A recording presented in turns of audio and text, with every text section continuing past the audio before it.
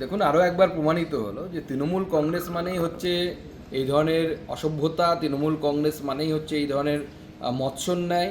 এবং সেটাই হচ্ছে যে আমরা দেখলাম যে মেসির মতো একজন আন্তর্জাতিক খ্যাতিসম্পন্ন একজন প্লেয়ার পশ্চিমবঙ্গে আসছেন।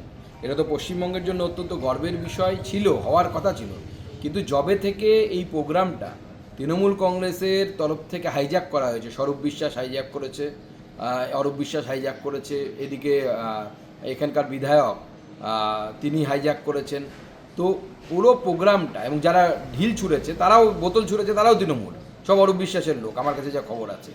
এবং শুধু তাই নয়, টিকিট বিক্রি হয়েছে 5,000 8,000 টাকা করে, এবং সেই টিকিটের কালোবাজারি হয়েছে।